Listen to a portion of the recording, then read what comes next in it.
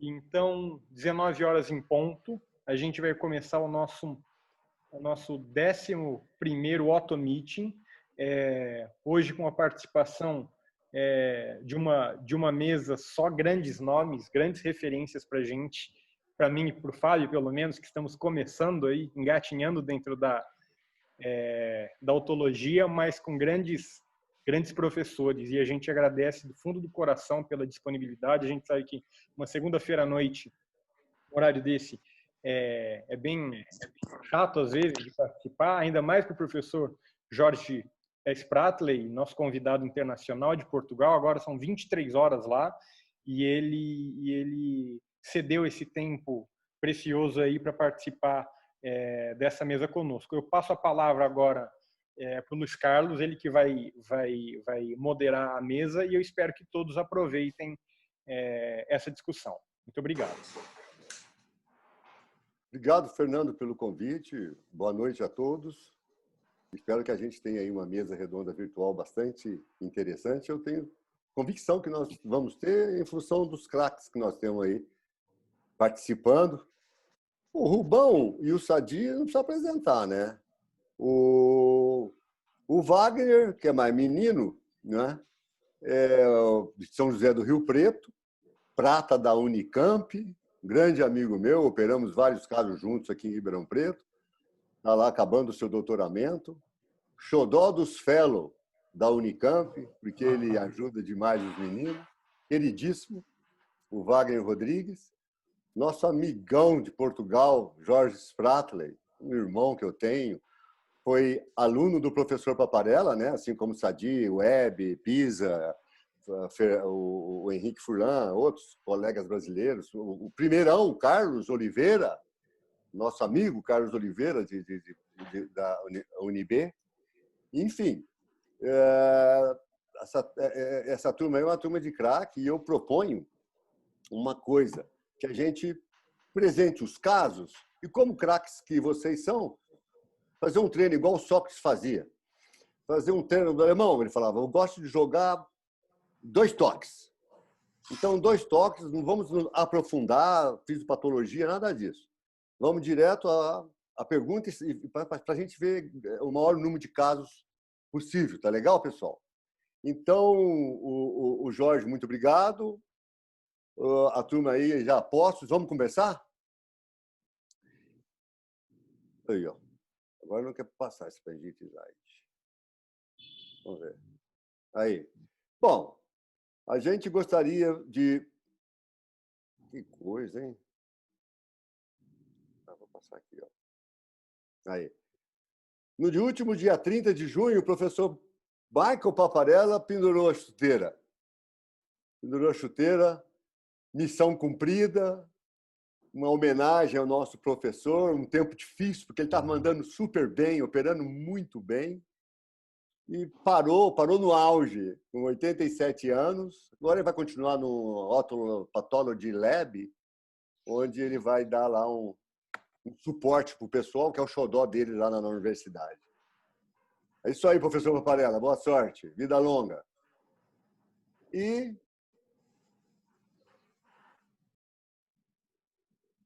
vamos começar. O Sadi falou tubo de ventilação. Faz 7 anos que esse tubo está aí. Todo mundo me ouvindo? Tudo de boa aí, pessoal? Perfeito, professor. Sim, professor. Legal. Faz 7 anos. Quem que é esse cara que está aqui no canto aqui? À esquerda aqui. Não estou reconhecendo? Faz positivo, sim, todo mundo. Vamos lá. Esse tubo está aí faz 7 anos, pessoal. 7 anos que esse tubo está nessa orelha esquerda. Porque do lado direito, ele tem uma perda mista. Quem sabe, iatrogenia na manipulação para se colocar o tubo de ventilação. Pergunta, num caso desse, quem remove e quem observa? E alguma dica de como colocar o tubo para que não aconteça uma coisa dessa que aconteceu com o nosso colega aí? E se vocês indicariam um aparelho de audição para essa orelha direita? Bem rápido, vamos lá. Começa lá, o Wagner. Então, alemão, Aí, ele está com o tubo na orelha esquerda, né? Isso. 7 anos. Tá. 7 anos, vaza um pouco, ele tem... Não, sequíssimo. Sequíssimo, função normal, normalíssimo. Faz 7 anos, tá louco para nadar, aqui de Ribeirão, calor do cão. E aquela sangueira que apareceu ali na imagem, o que é? É isso que eu tava... Coloração da tela antiga, esse é um caso antigo, isso é uma foto antiga. O vermelho aí é a membrana tipânica normal. Olha, irmão, tubo que tá quieto e não vaza... Na orelha boa. Orelha tá boa, Tá então... demorando para responder, vou cortar sua palavra. Não. Eu tiro então Tira. o tubo do lado esquerdo e coloco a asa no lado direito. Pronto. E você tem alguma dica? Como você coloca o tubo para não acontecer uma iatrogenia dessa? Mas essa iatrogenia do lado direito foi por causa do tubo mesmo? Ou ele fez uma labirintite tóxica, asséptica, ou foi o tubo. Porque foi logo depois que colocou o tubo, a mãe fala que ele parou de ouvir desse lado. Ah, irmão, olha, aí é muito complicado, é muito raro esse tipo de coisa. Eu acredito que sim. Organista. Mas o que você faz assim para você não deixar que isso ocorra? Uma dica para meninada. Irmão, eu acho que assim, número 1, você tem que fazer assim, indicação correta do tubo, né? Não, Wagner, pula. Não, pular de colocar o tubo. Na região antero-inferior, é isso? Tá. Sim, é só essa dica. Sim. Tá legal. O Jorge Spratley, rápido. Este ouvido já não está normal, ele está cheio de tipanoesclerose. E então... Essa membrana tipânica é normal, viu? Esquerda aí. Agora, para evitar o trauma acústico, você evitar sempre tocar no cabo do martelo e fazer uma incisão um pouco generosa para que não haja aquela inserção abrupta. Isso. Perfeito. Perfeito. Sadi. Cadê o Sadi? Estou aqui. Está me ouvindo? Sim, agora estou. Tá, bom, várias coisas, rapidamente. Primeiro, para tirar um tubo do ouvido esquerdo, eu tenho que olhar... Tá reverberando aí? Está reverberando. Não sei por quê.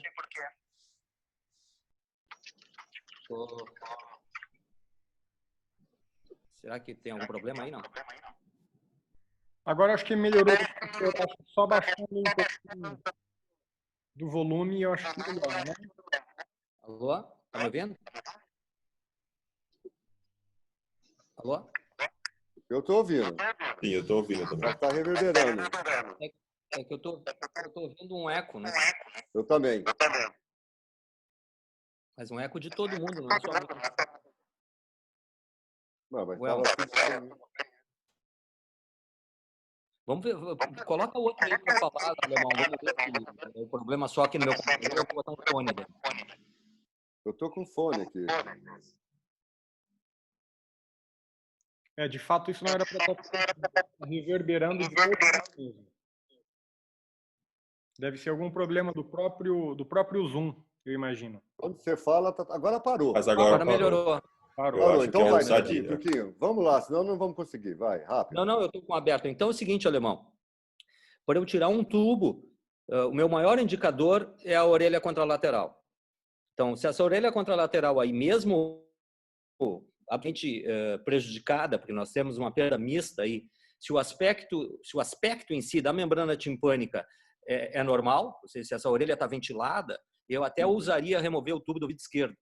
Mas um tubo que está funcionando tão bem, né, de um lado com uma audição normal e outro lado prejudicado, eu não sei, eu teria muita restrição a fazer isso. Acho que a natação não é o grande lance para esse paciente. Às vezes o paciente não pode fazer algumas coisas, né? Outra coisa, em relação ao ouvido direito, eu acho, poxa, o cara tem que fazer um exercício para conseguir levar uma complicação dessa num tubo de ventilação. Só se ele botou esse tubo no quadrante póstero superior, levou uma lesão da cadeia ossicular e ainda tão violenta que empurrou o estribo ou fez alguma coisa para ter... Fez uma lesão de cadeia, sim. E teve às vezes, um né, o que pode ter acontecido também é uma lesão de cadeia e alguma substância que ele usou para tentar esterilizar o conduto auditivo externo ter penetrado para dentro da orelha média, mas realmente é um acidente muito raro. Mas, então, basicamente isso. Agora, o aspecto do ouvido esquerdo, a remoção do tubo, ela é pautada pelo aspecto do ouvido direito. A orelha contralateral, para mim, é o grande indicador desses casos.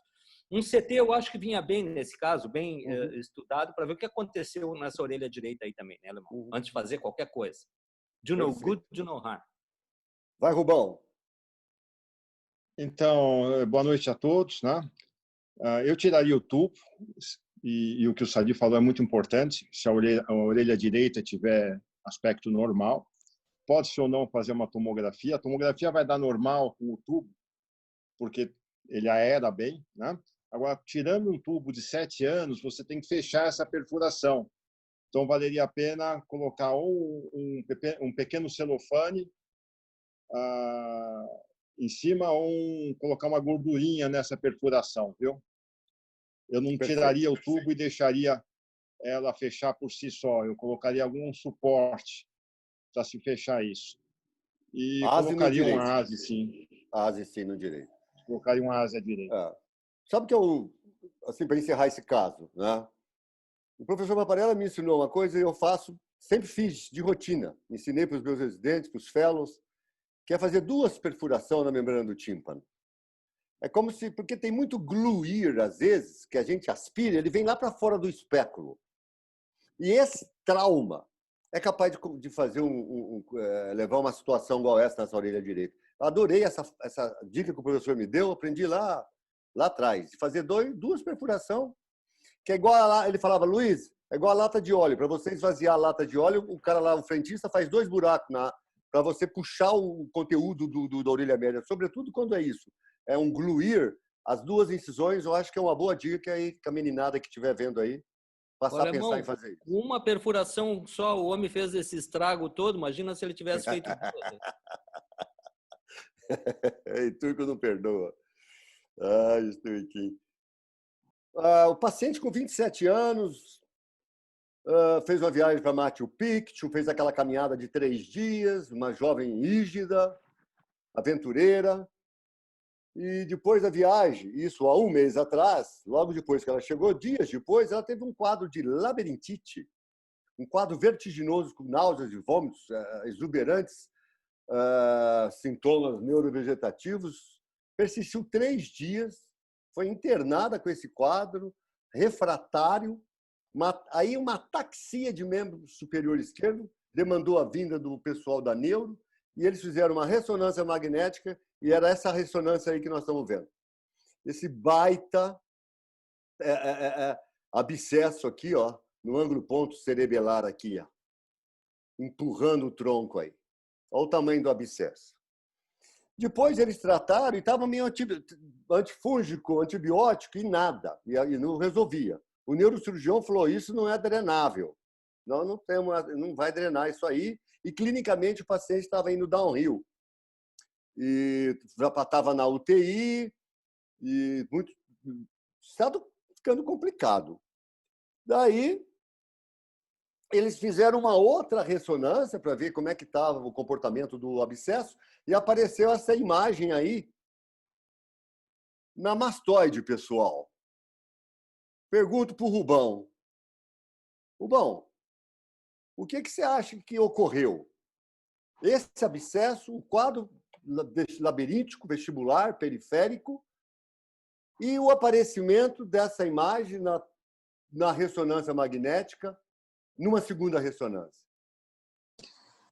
A otoscopia era normal, né, Alemão? Porque tem um velamento na mastoide. Agora, pode não ter relação nenhuma com esse abscesso, né? Ela não tinha um quadro de otomastoidite, nem clínico, nem radiológico, porque isso é apenas velamento de mastoide. Então, pode não ter relação nenhuma. Ela não tinha esse velamento aqui, né? 3 dias antes. E depois apareceu. Pode se ter ou pode não se ter relação. Eu realmente vejo muito paciente internado grave com velamento de mastoide e é uma impressão radiológica. Ela tinha febre? Não. Não. Nesse ponto, não daria para dizer que esse velamento tem alguma relevância, viu, Alemão? Não teria alguma relevância. Agora, esse abscesso nessa região é muito incomum, né? É muito incomum. Um abscesso de fossa posterior é muito incomum. A gente tem que pensar em algumas coisas, né? Antes de pensar em infeccioso, tem que pensar em metástase. A primeira coisa é metástase em fossa posterior. A segunda coisa são granulomatoses, tuberculose, por exemplo. As únicas coleções que eu vi em fossa posterior foram granulomatoses, foram principalmente tuberculose. E esse quadro labiríntico, e depois veio a ataxia. O primeiro sintoma dela é um sintoma de orelha interna.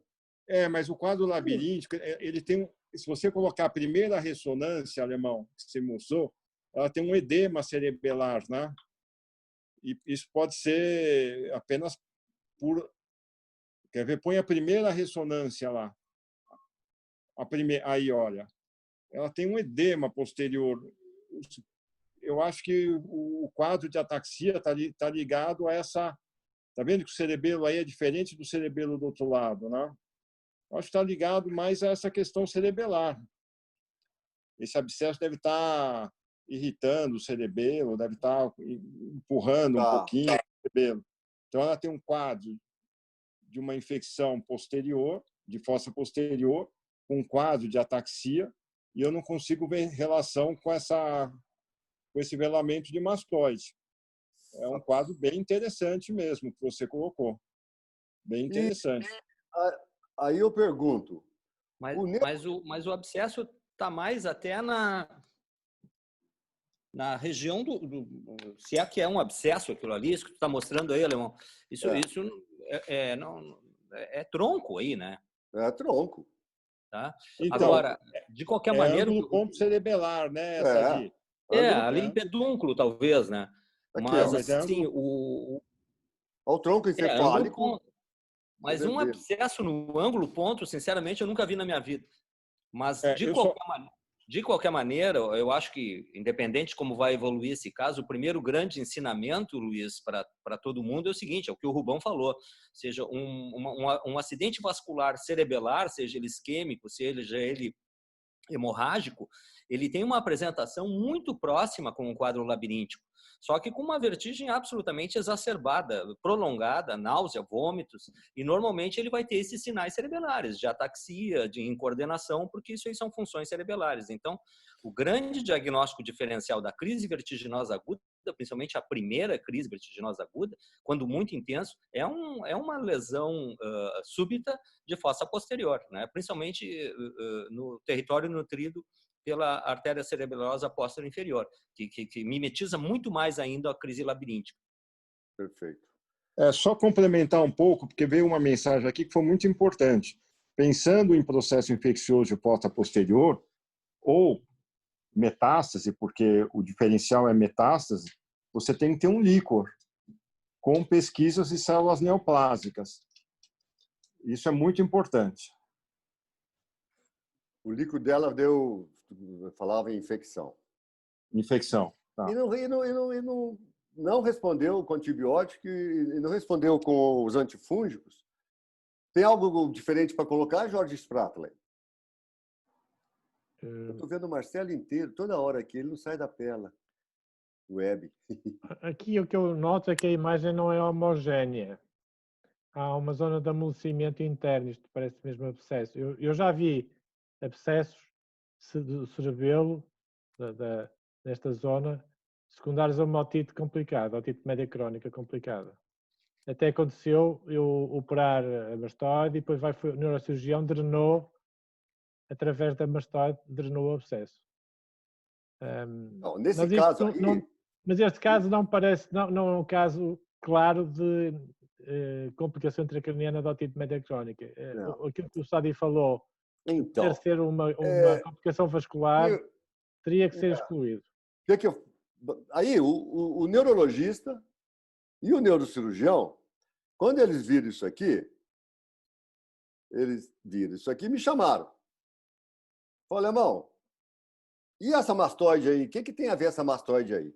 Aí eu cheguei para o neurologista, para o neurocirurgião, falei, peraí, uma cera, não tinha nenhuma cera para a gente tirar, né? Mas chamar o otorrino, o neurologista e o neurocirurgião não sabiam o que fazer, aí chamaram o otorrino, né, Sadia? Antigamente a gente era o porão da medicina, hoje a gente é chamado nas horas dessa aí. Eu fiz uma conta, eu fiz um pensamento assim, viajei, mas eu não tinha que fazer porque o neurocirurgião não entra e o neurologista não sabe o que fazer. A moça, 27 anos, o colega, 27 anos, também médico, cirurgião, faz residência lá, família conhecida de Ribeirão, todo mundo desesperado, a menina, 27 anos, já recém-casada. Ela estava em coma, Alemão, alguma coisa? Ou Oi? ela respondia? Não, ela respondia, estava conversando. E a audição dela, como é que estava? Não, ela estava, não fiz audiometria. Não, sim, mas assim... Mal fiz uma otoscopia. Hã? Mal fiz uma otoscopia. Estou dizendo que o caso, me chamaram lá na ressonância para eu ver essa imagem. Eu fiz uma seguinte conta. Essa paciente fez uma queda de resistência, Machu Picchu, ela fez uma otite média aguda. A otite média aguda complicou para uma labirintite. A labirintite provocou o abscesso de fossa posterior. E agora, a otite média se espalhou e pegou a mastoide. Eu fiz essa conta, falei isso para o neurologista e para o neurocirurgião e pedi uma tomografia computadorizada dos ouvidos. Agora não vai para lugar nenhum. Até hoje, hein? Quando o caso é encrencado, até o slide não funciona. Não.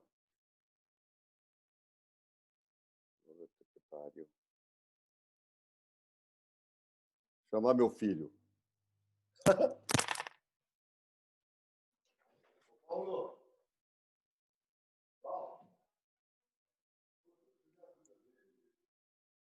Mas isso que, enquanto o alemão não volta, eu acho que isso aí é uma questão importante, né? Essa questão da vertigem súbita, né?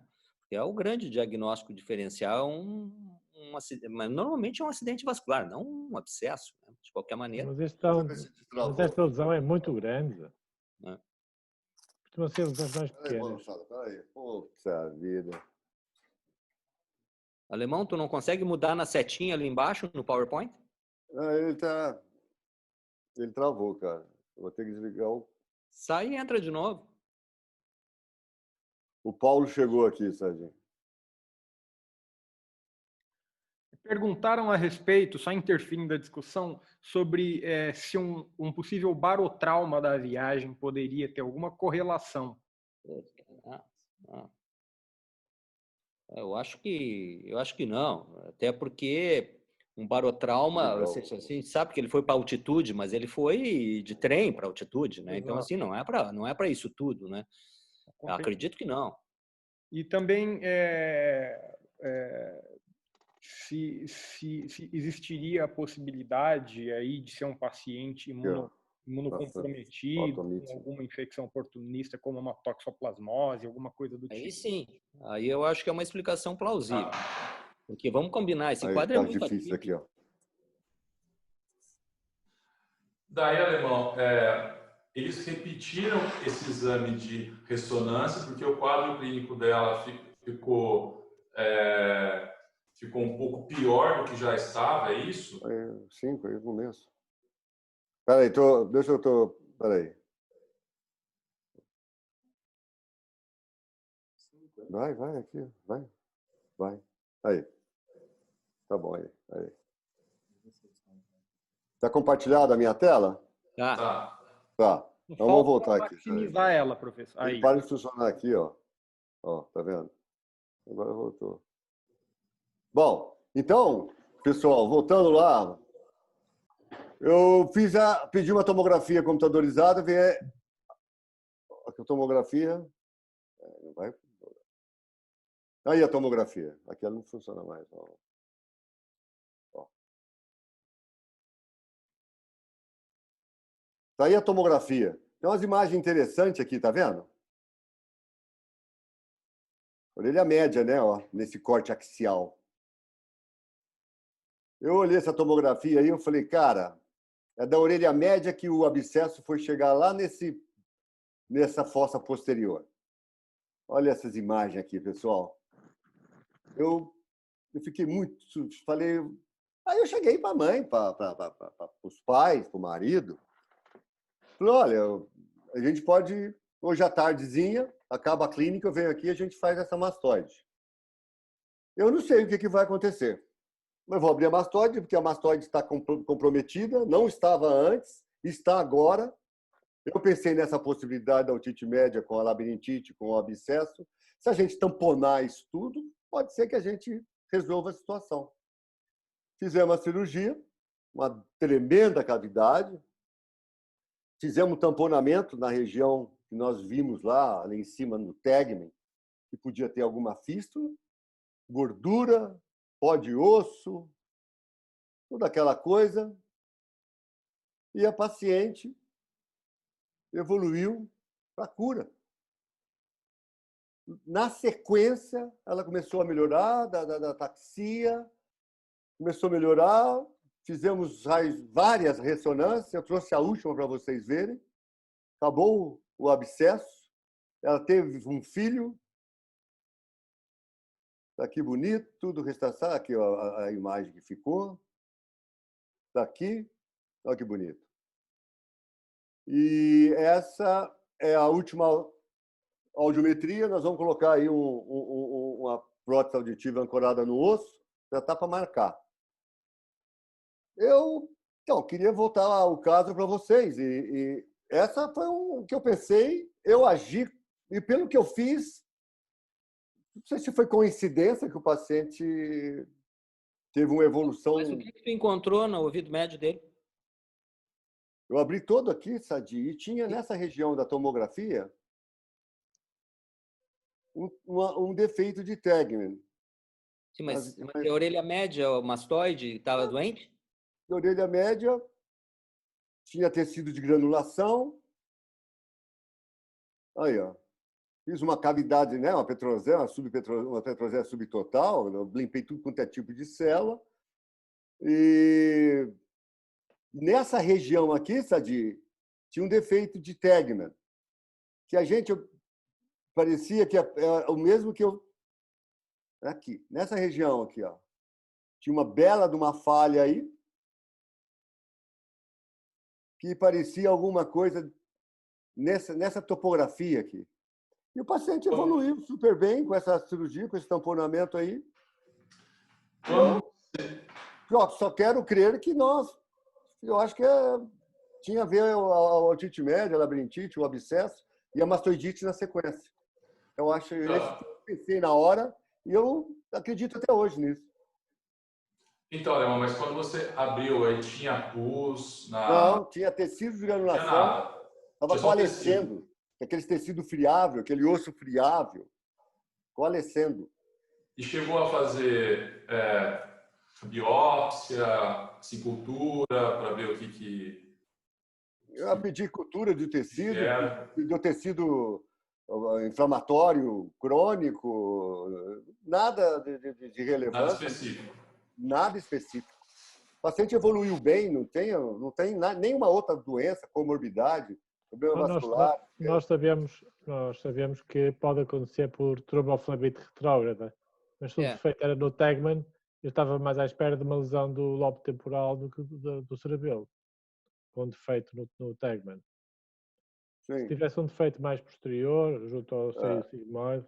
Às vezes até um achado ocasional, ela já devia ter, não há problema nenhum. Mas o que eu acho ela fez na minha opinião, ela deve ter feito uma labirintite antes de fazer o abscesso.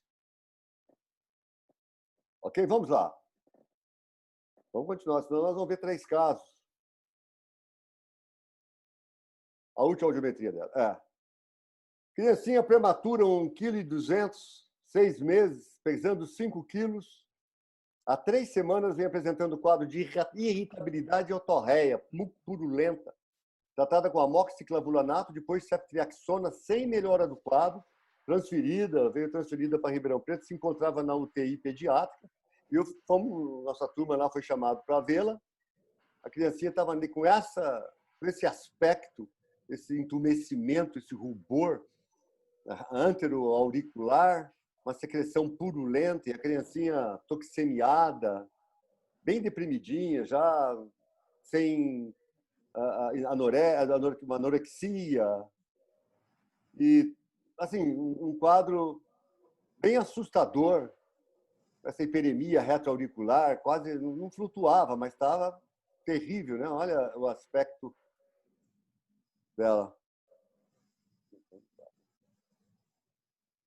E com essa tomografia computadorizada, pessoal, olha aqui nesse corte, parece coalescendo aqui, ó, presta atenção. A orelha média parece um pouco, não está tão comprometida, né? E aqui é outro corte. Tá vendo esses sinais de uma mastoidite aí, né? Comprometimento, talvez, aí, região de parótida e tal. O que a gente faz aí? Toda a antibiótico terapia, tudo já tinha, todos aqueles antibióticos da comissão de infecção hospitalar, os infectologistas já tinham feito tudo que tinha que fazer. E o que a gente faz? O alemão é unilateral, né? Sim. Alemão, esse é o tipo de caso, né, que você não tem resposta ao antibiótico, parece que ela já usou tudo aí, né? Ela está com um quadro grave, né? Grave. Eu acho que não tem muito jeito. Eu faria a cirurgia, abriria essa mastoide, limparia a mastoide, enfim. Um quadro que eu acho que tem que abrir mesmo. Todo mundo concorda? Cultura, esse tipo de coisa. Todo mundo concorda? São casos cirúrgicos, sem dúvida. Sem dúvida cirúrgico, nenhuma. 6 meses, tal, né? A gente fica... A única coisa que eu achei estranha foi que ela tinha uma extensão muito anterior para a pele, da região da parótida. Toda a zona anterior ao canal já há uma superinfecção também. O professor José Celso, quando eu discuti uma vez esse caso com ele falou assim que a infecção era daqui para cá. Ele falou, ele sentiu isso aí, ele viu isso que você viu. Mas a tomografia mostra que ele tem uma lesão mastoide, uma mastoidite, né? E aí tá a mastoide aberta. Não foi num hospital menor que nós não tínhamos que fazer a fotografia mas olha o osso, pessoal. O osso é um osso friável, é um osso, né, típico de uma mastoidite coalescendo, né?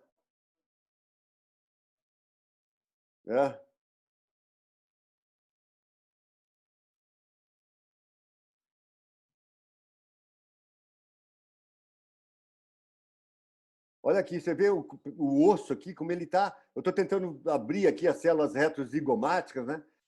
Tirando tudo que é doença. Onde tinha doença, nós fomos.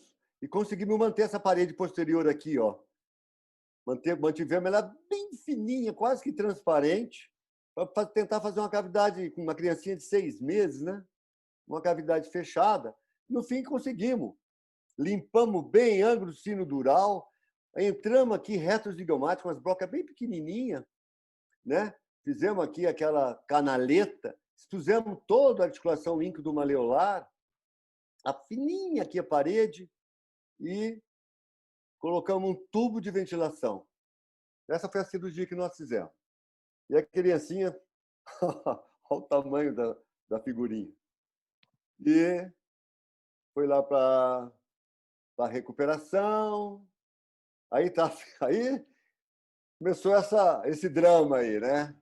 E também a gente não esperava grandes coisas aí com a pele dessa. A pergunta: quem que gosta de hiperbárica para uma hora dessa? Do pessoal aí. Wagner gosta? Ah, sim, né, Alemão? Aí eu acho que não tem muito jeito, né? Aí é câmera hiperbárica mesmo. Hiperbárica, legal. Rubão, Qual Sadi. era a microbiologia? Hã? Qual foi, Não qual foi o tinha saído resultado? ainda aí. Não tinha saído ainda o exame aí. Aqui eu pensaria em tuberculose. Demorou 5 dias. Eu pensaria aqui em tuberculose ou uma micobactéria atípica. Fizemos uma pesquisa do esfregaço para tuberculose, deu negativo. Da otorreia. Esta deficiência assim da sutura faz pensar numa micobactéria, num agente Eu acho atípico. que a pele estava muito feia, muito necrótica, muito trabalhada, muito doente, o Jorge. Por isso que eu esperava que fosse abrir. Eu, sinceramente, cara. Falei, isso aí não vai ficar fechado. Rubão gosta de hiperbárica, Sadi? Alemão, eu não tenho experiência com hiperbárica em criança de 6 meses de idade, não. Sei. Aí vai cicatrizar por segunda intenção, tem que fazer todos os cuidados locais, manter o antibiótico, mas 6 meses de idade eu não saberia dizer se essa criança pode numa hiperbárica ou não. A criança, eu conversei lá com o pessoal e eles liberaram. Sim. Eu conversei com o pessoal falou que não tem essa limitação, o Rubão. E eu gosto muito. Numa situação dessa, essa é uma situação muito difícil, né, Alemão? Uma criança realmente é uma situação muito importante, porque mesmo uma automastoidite em uma criança pequena assim, não dá essa alteração de pele, essa infecção toda na pele.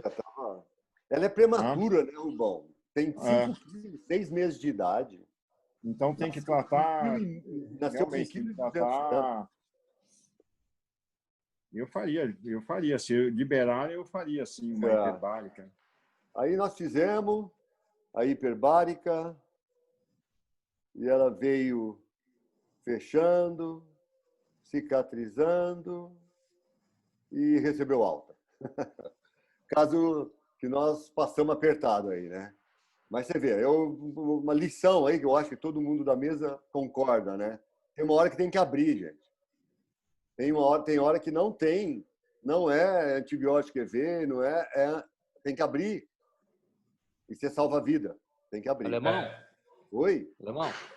Fala, Sadi. Duas coisas aí, eu acho que em relação a esse caso, na minha opinião, assim, coisas importantes. A primeira, não há a mínima dúvida que tu fez o que tinha que fazer, né? E o Paparella mesmo dizia, o que é ser agressivo? É tu fazer uma mastoidectomia aí. Claro que tu levou tempão, né? Tu foi extremamente minucioso ali, mas tu ficou 2 horas e meia em cima desse caso, ou tu deixar essa criança mais 6 meses no antibiótico, no hospital fazendo antibiótico IV, saindo com os ouvidos tudo estropiado depois, ou seja, então acho que tu fez o que tinha que fazer e tá excelente. Segundo, a gente às vezes tem essas encrencas com pele aí, quando é feia desse tanto, nós também não sabemos tudo, né, Tchê? Eu procuro muito ajuda com o pessoal da cirurgia plástica para nos dar uma luz nesse tipo de problema. Eu não tenho a mínima experiência com hiperbárica, nem para adulto, nem para criança. Mas realmente uma deiscência de sutura infectada daquelas ali é uma coisa que angustia bastante, né?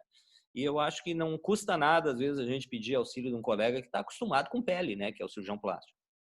Legal. Valeu, Turco. Sim, Alemão, só para falar, geralmente esse tipo de caso, criança dessa idade que evolui mal, assim, a bactéria que está mais relacionada é a Fusobacterium necróforum, né? Que é a que não responde, mesmo assim, antibiótico, e a que você tem que abrir, você tem que realmente operar. Então, o caso foi ótimo, Alemão. Parabéns. Obrigado. Stapedé, vamos mudar de assunto. Chega de ouvido infectado, estamos fazendo uma stapedectomia aqui. Está tudo indo muito bem. Essa é uma paciente que veio de longe para operar, numa ansiedade, numa tremenda de uma expectativa. E estavam indo às mil maravilhas, tudo bem, de repente, pá! Olha aqui, o nervo facial cobrindo quase que totalmente a janela oval, deixando aqui uma fendinha de janela oval. O que você faz, Rubão? Aborta a cirurgia, põe um aparelho de audição? Oi, Alemão. Eu acho que tem muito pouco espaço, né? Tem pouco. Eu abortaria e colocaria um aparelho de audição. É isso que eu faria. Tem uma Jorge outra opção, Spratler. viu? Alemão, Oi? tem uma outra opção Ah, tá. que a gente tem feito e temos 6 casos realizados em otospongiose, que é colocar um Vibrant sem tirar o estribo. Sem Aí tirar o teria que estribo. sem tirar o estribo, tá bom? Não é colocar a Processo prótese, curto, né? Coloca lá no processo curto da bigorna. coloca no processo curto. Funciona Legal. super bem, viu? Então essa é uma opção legal também. Se tivesse nos Estados Unidos ou na Argentina, né? Eles pediriam um Vibrant na hora. Ou Alemão. ou no hospital, ou no HU, ou no centrinho, né? Alemão. No centrinho, né? Você pede o Vibrant na hora. Aí, que chique. Fala, Turco. Não, Alemão, é o seguinte, ó, uma questão. Essa visão realmente vai ser para fazer uma fenestra com um estribo presente, vai ser muito complicado. Então, a gente seguido, eu faço a cirurgia tipo do professor Fischer, a gente fazendo a oral e faz a estapedectomia, a estepedotomia antes de remover o estribo. Então, obviamente, isso não seria possível nesse caso. Agora, se o gap for grande, eu me animaria a remover a supraestrutura do estribo. Talvez a gente tenha espaço para fazer uma microfenestra ali. Nessa situação não dá, é óbvio, tu tá com o facial em cima, mas tu removendo a supraestrutura, cortando o tendão, essa cabeça do estribo, tendão e crura posterior aqui, saindo da frente, às vezes tu acha uma janela viável. Talvez seria o que eu fizesse nesse momento. Se o gap for grande, né? Porque total de conta, no pior das hipóteses, se eu fizer isso e não tiver possibilidade de colocar prótese, bom, saímos 0 a 0. Mas eu teria feito isso aí. Eu tiraria a superestrutura para olhar se a janela é tão ruim assim. Aí você perde a chance do Vibrant, hein? Se ela for ruim. Hã? Aí você perde a chance do Vibrant. Você tirar a superestrutura. Mas eu já fiz alguma cirurgia que eu tivesse um espaço desse aí, tirando a platina, tirando a superestrutura, eu achei espaço. Outra coisa, não há nenhum problema de se tu tem um microdrill, tu drelar um pouquinho em cima do promontório a tua janela e aí botar a prótese ali. De fato, tu perdeu o Vibrant, mas eu não estava considerando o Vibrant para início de conversa. Entendi. Então, é que eu achei legal a ideia do Vibrant, eu achei boa a ideia.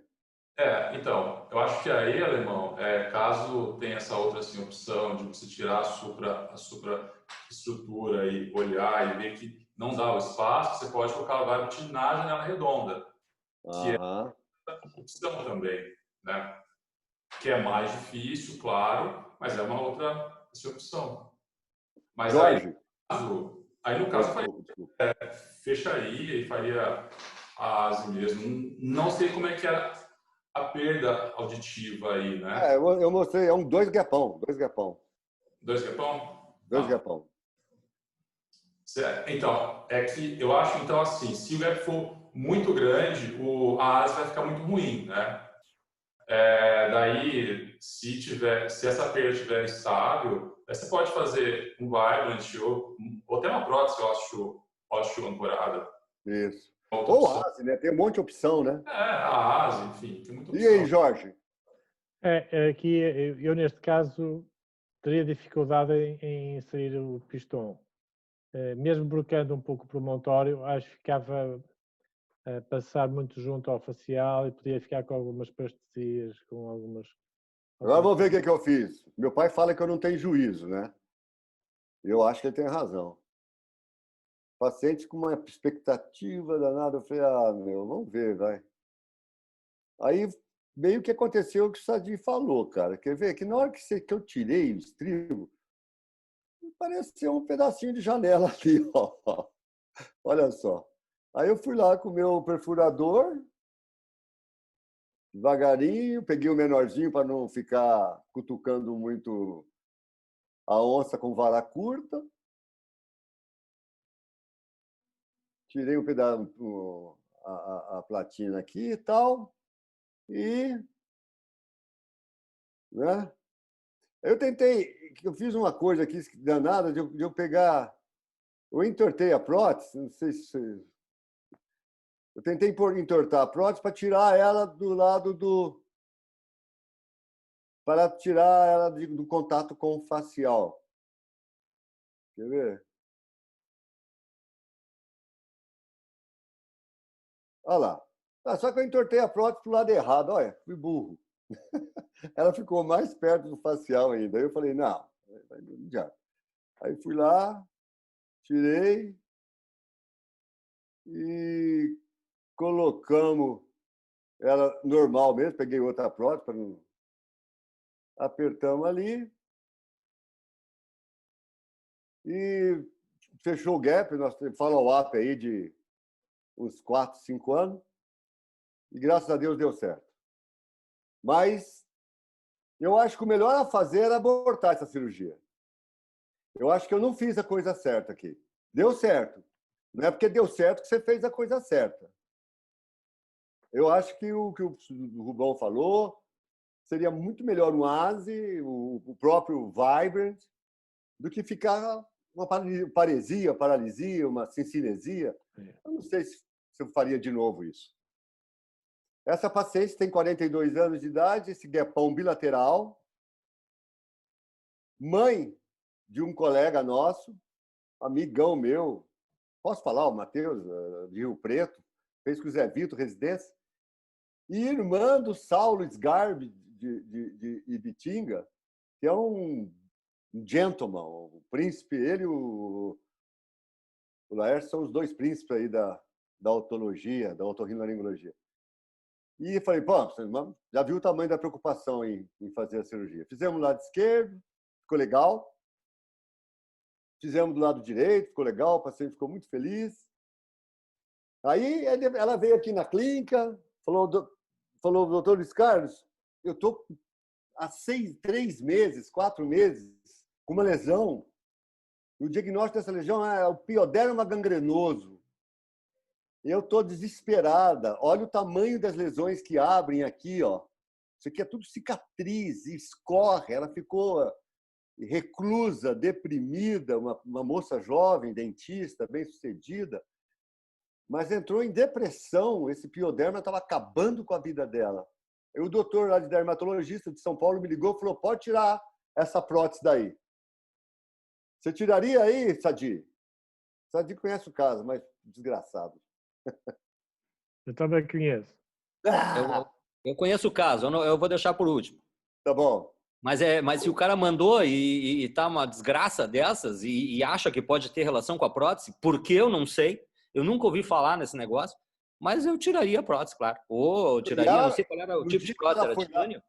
No dia que ela foi lá para tirar, eu fiz a audiometria dela e a audiometria dela era essa. Pois é. E era titânio, alemão? O que era a prótese? Titânio. 2 titânio. Da Curso. Eu tiraria com todo cuidado e forraria a janela. Você e o outro lado era titânio também? Titânio também. E só tinha essas lesões na hemiface esquerda.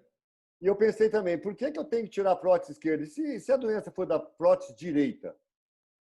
Ou é ipsilateral? Esse negócio é sistêmico. Eu fiquei realmente... Você tira essa prótese, Rubão? Alemão, é muito difícil, porque você retirar uma prótese tapedotomia, eu não sei há quanto tempo está essa prótese aí também, ela não é um procedimento que não tem risco, né?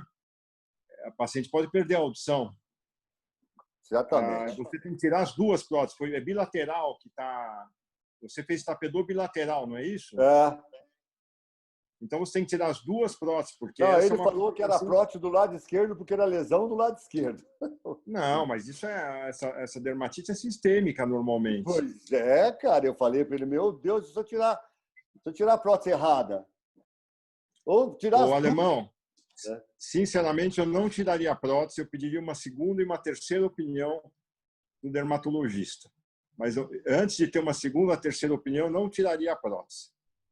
Aí eu falei isso para o paciente. Eu não vou tirar a prótese. Aí, essa paciente voltou na clínica uma semana depois, com um zumbido no ouvido esquerdo e com essa audiometria.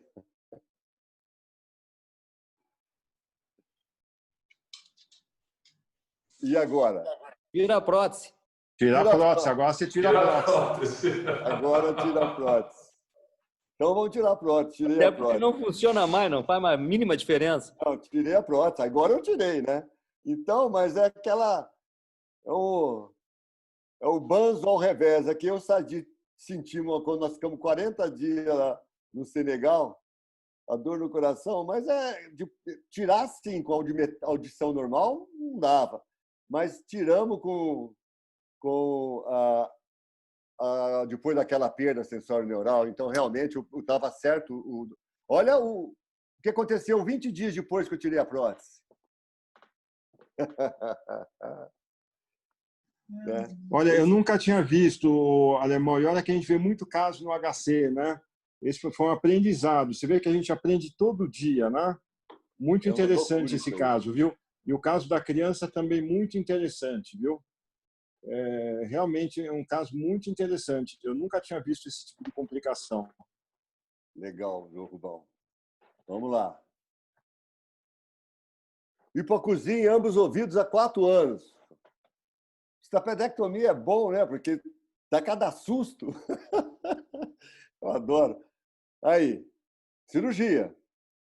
Né? Vamos fazer uma cirurgia. Bom, escolhemos o lado esquerdo. Aí, olha o que acontece. Pô, esse paciente tem uma atrofia no processo longo ali da bigorna. É uma tripinha, cara. Ó, não é osso. O gap era por causa disso. E provavelmente bilateral. Uma malformação. Olha para isso.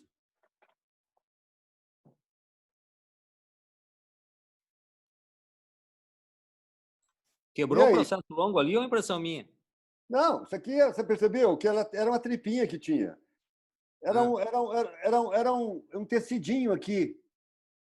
O processo vinha até aqui. Daqui para cá era uma tripinha. Olha lá, ó. Olha lá, ó. Tem. Era um resquício fibrótico. Sabe o que é aquilo ali? Uma malformação. E agora, o que faz? Aí tem uma prótese da Curso que é fantástica, que tem um gancho que agarra na longa apófise e uma... Martelo? Não. Vai do coto da longa apófise, tem uns ganchos que agarram e depois tem um cup que insere na cabeça do estribo e faz a pontes. Já usei várias vezes com um grande sucesso. Tem erosão da longa apófise, mas você tem uma erosão mais longa. Você viu que o estribo dela aí era hipotrófico junto com isso, que era uma malformação, mas estava móvel e funcionante. Então, não, ele estava com a fixa a cadeia. Otoesclerose, só que veio com essa lesão aqui. Eu percebo que o estribo mexia. Não mexia, não. Alemão, você tem a tomografia com otospongiose. Você tem foco de otospongiose aí, é isso? Eu não tinha, nessa época, eu não fazia tomografia computadorizada como exame de rotina antes de fazer estapedectomia. Isso tem um caso aí de uns 10, 15 anos atrás. Hoje eu aprendi até com o Marcelo lá do grupo do Sadi, ele escreveu outro dia aí numa revista, um ótimo artigo sobre isso, a importância de fazer a tomografia previamente à estapedotomia. Mas nessa época eu não fazia, eu não tinha foco, ela tinha uma platina rígida e esse defeito aí. Alemão? Como é que faz? O que você faria aí? Alemão?